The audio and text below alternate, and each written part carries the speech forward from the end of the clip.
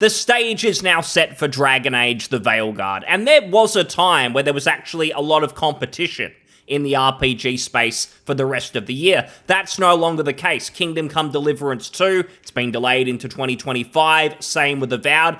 Bloodlines 2 as well, I think that was actually competing with the Veilguard for most clowned-on RPG of the year. Those were two contenders. Even that is the middle of next year or something. So there's a really free slate from now, at least until Christmas, where the Veilguard, probably the only mainstream RPG coming out. If it's fantastic, I think it's got the potential to do very well commercially. People could really get into it. It could be that big game that people are playing over November, December, and so on.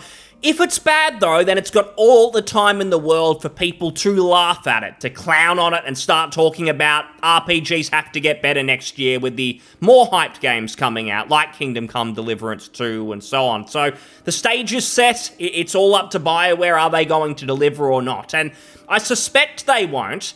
And that has been reinforced by this Discord Q&A. So there's a Twitter post here which kind of sums up a Discord Q&A that the Veilguard developers took part in. And just reading it, I mean, originally I thought there might be some good new points, some new information to perhaps discuss, to go over. But then I just realized, looking at all of the questions and answers, the truth is, this game, it's not for me. It's not for most role-playing game fans. Bioware, they're designing Dragon Age the Veilguard for the completely wrong audience. If they want this game to be a success, they've designed it for the wrong people. And that means it's too late. Like, this game's about to come out and they can't course correct. So I think they're just heading off a cliff with this game. They've designed it for the sort of morons who don't actually buy any video games. They're very active. They talk about video games a lot, not about, say, mechanics in games. They don't talk about video game stories, choices, consequences, all the things many of us have come to love about role-playing games. These are people who are only interested in games getting more political. They should be used as a vehicle to educate the masses. It's an opportunity. If you're not doing that, you're not doing your duty. These people will talk about video games in that context all of the time. They'll criticize Stellar Blade, for instance. Even Kingdom Come Deliverance 2, like the first one. That's racist, apparently. They'll melt down about all of that. And then if it's a game like Dustborn, if it's something like this, Dragon Age the Veilguard, they'll be praising it. It's doing those right things. It's diverse, it's inclusive, it's incredible. These are the things that really make an RPG good, not actually the fundamental content. They'll talk about it a lot, and then they just won't buy the game. We've seen total evidence of that. Dustborn, Suicide Squad. We saw it, of course, very recently with Concord as well. And there's a direct correlation when you have these games that are made by development teams and their first priority is pushing these political messages, basically saying, we hate traditional gamers, we want to bring in a new diverse audience who loves this sort of stuff. They love ugly video game characters and getting rid of anything interesting that was in the games that we loved before. These games come out and they're just fundamentally bad. If you took out all of the progressive stuff, DEI stuff or whatever, these games would still be absolutely terrible. From the ground up, they suck. They're not good games that have been ruined by the DEI stuff. I mean, that's just the shit-coated sprinkles on top. The games themselves are bad because of the cultures of the teams who build them. They're not building games for the right reasons, for fun, for the audience, wanting to impress their audience, to sell the game to gamers and ensure they make something that people are going to love. They don't care. The whole thing from the ground up is just pushing political ideology. The game's just used as a vehicle. We've now seen this a number of times to know it's true. I'm pretty worried that Dragon Age the Veilguard is headed in that direction as well. And it's pretty clear from the people who want this and are saying positive things about it. People who are asking questions and getting a response in this Q&A. So I was expecting that the fans of Dragon Age, the fans of this game, they were going to be asking things like, what can we expect from the content? Like, if there's another Bioware game, what would you say it's most similar to in structure? Like, is it most similar to Dragon Age Origins? I know the combat's different, but the content itself, like the areas, the exploration, is it similar to Origins, or is it more like, say, Mass Effect 2? mission-based? We've had some answers on that, but I'd be interested in getting more specific, and I thought that's what the fans might be asking, like very specific things inside the game related to content choices, that sort of stuff. Instead, the questions, it's just the sort of crap that no one really cares about. Like, everyday people buying the game, big budget game like the Veilguard, it's got to move 10 plus million copies. The average person picking it up doesn't care about the sort of crap that was getting asked. And to give a bit of a summary, first of all, the person who posted this, they've put the Q&A into sections. So the first section, which is the biggest, options customization. Now, this isn't heaps and heaps of questions about, like, customizing your character, skill points, and what does your choice sort of mean for your character? How does it change the game, the gameplay? Very little about that. Instead, it's things like, you can choose your undergarments in the character creator, toggle nudity on and off. Now, the person who actually bases their purchasing decision on something like this is a 45-year-old man who has to ask mum and dad if they've got their permission, can you buy the game for me? And then mum and dad say, no, go back to your room, stop bothering us. These are the sorts of people that's going to impress, that they're going to be excited about. This is not something that RPG fans, believe it or not, actually care about. And there's a lot of questions related to that sort of stuff. Then you get exploration, which I was very interested in, finding out more.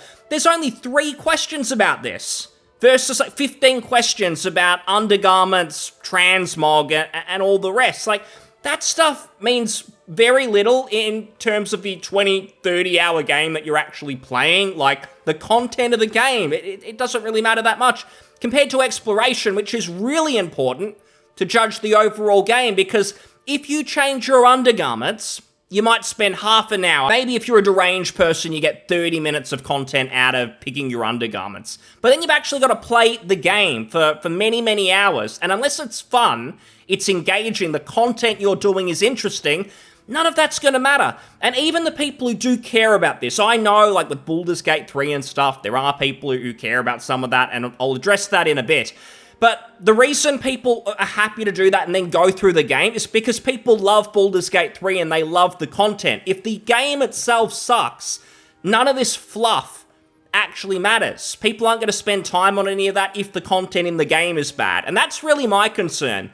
Bioware have spent a lot of time selling people on the fluff, the sprinkles on top, but very little on the core content. And you get these copers who say, oh, well, they don't want to spoil the whole game. They want to leave some surprises. I'm not buying that for a second, because Bioware need to redeem themselves. They have been hopeless. They've disappointed people for like the last 10 years. You can go all the way back to the Mass Effect 3 ending. If we're being generous, that's around the point of their real decline, sharp decline.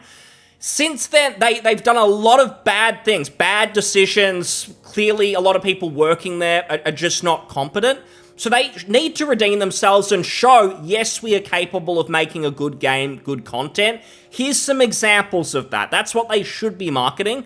They're not doing that. And that's why I'm concerned. It feels like they're hiding the meat of the game and just showing us the novelties. The novelties will not make the game. Maybe they're nice, accessibility options, it's all nice if the game's fantastic, but there isn't a lot to suggest that there is much meat on the bone. So when I see people hyping it up, getting excited, what's it based on? Is it the Bioware name? Is it the series name? Those things shouldn't matter. Like, how many resurrected IPs in games, movies do we get, and they turn out to be absolutely hopeless, absolutely awful, garbage?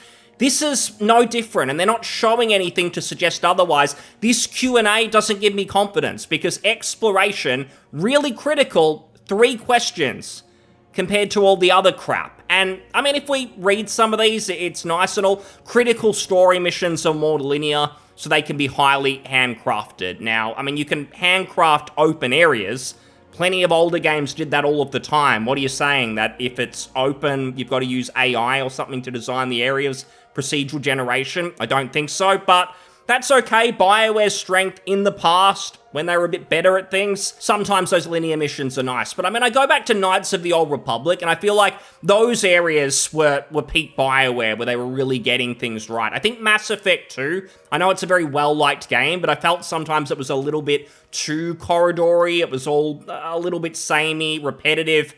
And Bioware are known for their trash mobs, so just way too many of the same encounters over and over. And when you've got an action game like this, it feels like the combat, it's basically going to be Mass Effect but Dragon Age. They're just making the series very similar, which I don't really think's a great thing, but maybe they think this is probably our last chance. If we don't get Dragon Age, the Veilguard right, we're going to get shut down anyway. So just make it like Mass Effect. People seem to like that. But I did feel in Mass Effect a lot of the time, waves and waves of the same enemies. So if they're linear missions, is it going to be that?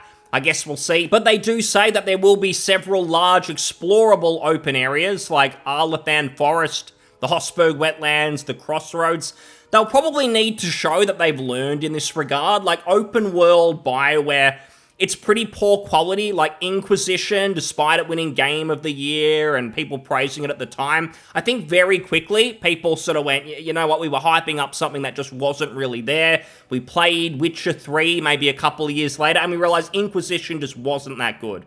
Feels like a single-player MMO. Open world areas, they're tedious, so much busy work, fetch quests.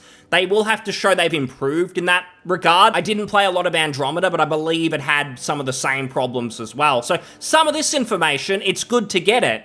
It's just, this is basically it. There's very little in the way of interesting information related to the core of the game. We get to companions, and it's not a lot of meat once again. It's things like Tash is the youngest companion, early 20s. Emmerich, gay-haired mage, I read it as first. Fortunately, things haven't gone that bad over there. Grey-haired mage is the oldest in his early 50s. Davrin, he's stern, thoughtful, and considerate. But he also has a soft side. He has a strong sense of pride. What sort of pride are we talking about with modern-day Bioware? This is where I just get worried. I don't trust this development team. I know that their priorities, they're warped, they're not focused on actually making a fun game for us all. I know that Bioware hate most of their older fans who enjoyed Origins and so on, so it's hard to take most of what they do in good faith. And again, this companions section, it's super long, very little comes down to the core content. It's things like this, there's no hug companion button.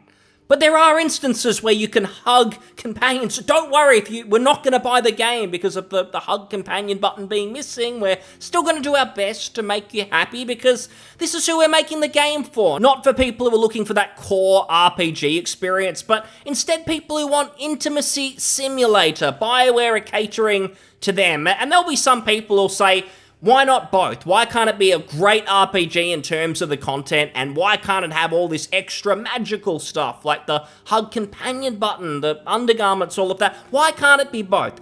Well, the issue I see is they're very focused on all of that fluff, and again, just very little in terms of the content itself. If it's both, great. I can ignore the stuff that I don't want. Maybe, I'm sure Bioware will try and force a lot of that onto us. If the core game is great, then yes, people will look past a lot of this nonsense. They'll play it, they'll enjoy it, it will all be fine. I'm just not seeing that, though. It's all of this extra stuff that doesn't matter at all, except for a few deranged people on Twitter, on the internet. And the actual game, the Dragon Age that we loved back with Origins, even just peak Bioware when they were making better games, I'm not seeing any of that at all. There might be some in like the art, so for instance, this Q&A, I don't want to bore you with too much more of it. There are some answers that might interest some people, little tidbits here and there and so on. You can certainly read it, fairly long, even this summary, but I've had enough of that. I will say that in terms of just like the graphics, the art, and maybe even the structure of the game, it seems like they're trying to make it like the games that they're best known for. So for instance, the Lighthouse is the hub or home base of the player, similar to Skyhold in Inquisition or Mass Effect's Normandy, where you can customize, chat with your companions.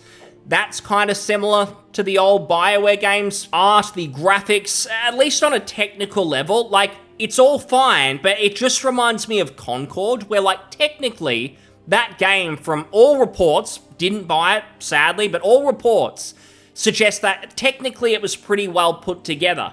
It's just the ideology of these people who build the game. It's like a cult almost. They recruit people to write the game, create the content, for instance. Outside of the technical stuff, the actual meat of the game that we play and is meant to be fun, that's where things seem to go horribly wrong. So this game might be technically fine, It's not going to make the game. It's not going to make it enjoyable to play.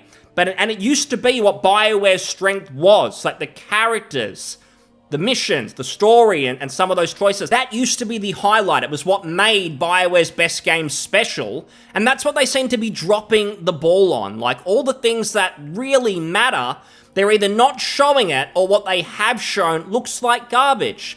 And if we look at an example here, this is the Purple Forum. This is ResetEra, which is full of all the weirdos that BioWare are actually making the game for. Like, BioWare are convinced these incredible people, they're the future of gaming, we're gonna make this game for them, and we're gonna be successful, and we're gonna get rid of all those toxic men out of gaming, all of that. This forum resembles a concentration camp if you have slightly the wrong opinion. Like, you could be, you're left-leaning, you're progressive in every possible way, but you step outside that box for a slight second, suddenly you're evil, you're banned. And there's websites out there that actually make fun of how ridiculous the bans are on here. They're that comical and that regular.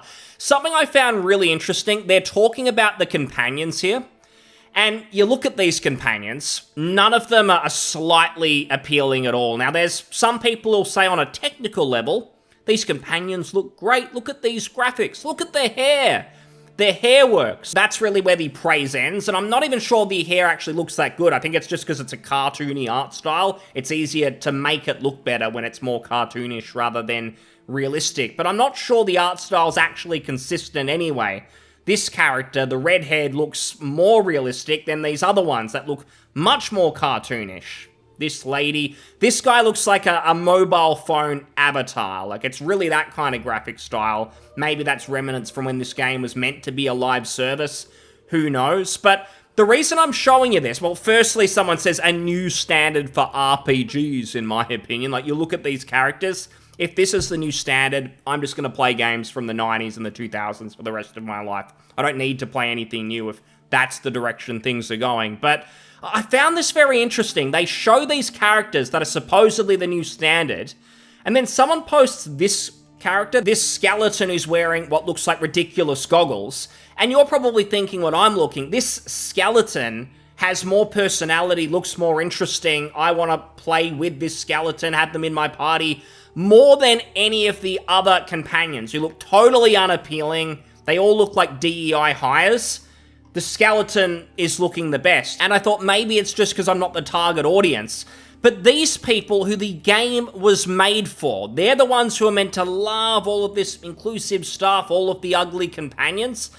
What are they saying? Do they love everyone that you can play as? Are they excited to mix and match their party and all these great options? They don't seem to care about anyone except the skeleton either. So they're saying shout outs to Goofy Skeleton Dude. My party will entirely revolve around him. Now, I actually read that he's not even really a companion. I'm not sure how it's going to work, but he's not even a core companion, and yet more people are interested in him rather than the companions that we're meant to get excited about. There's plenty of this. Big fan of Mr. Bones. Skeleton wins out of the companions. Can I choose Skelly Boy and ditch the others? So what I'm really seeing a pattern, and this again is the people who are meant to love all the DEI stuff. Like, these people get really angry, usually, if you criticize the Veilguard and you say, hey, it looks like modern audiences, all of that sort of crap. They'll say, what are you talking about? You're just racist and phobic. When they're actually in their echo chamber here, and when they're not having to virtue signal, pretend to really care about this stuff, when it comes down to it, they basically admit that all the companions look atrocious. Like, when they log out of Twitter for once in their life to play this game, and they sit down to do it, they're by themselves, there's no one to impress, they as well deep down don't want to play as these demented-looking companions. No one does. There'll be people vocal about it online, saying, oh, we need more progressive games like Dustborn, things that look like Concord, but when it comes down to it, spending money on entertainment, people don't want to play as freaks. They don't want to do it. That's not what people want to do in their spare time. And it's literally no one. There's not even a niche of people who want this. The vocal people talking about it for modern day political reasons, they're not going to buy your game.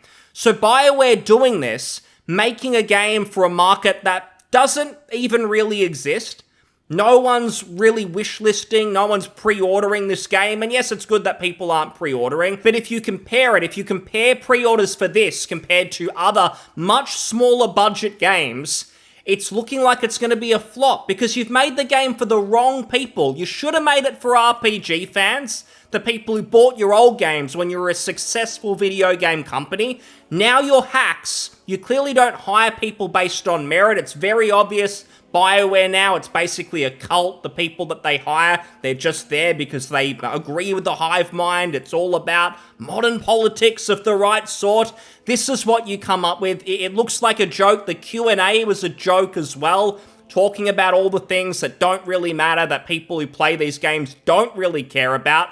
It's not looking too good. They can still redeem it if they start showing the right things. They don't have long. The game comes out in a little over a month, and I don't think they've really done anything to change people's negative perceptions so far. Thanks so much for listening. I'll see you on the next one. Cheers.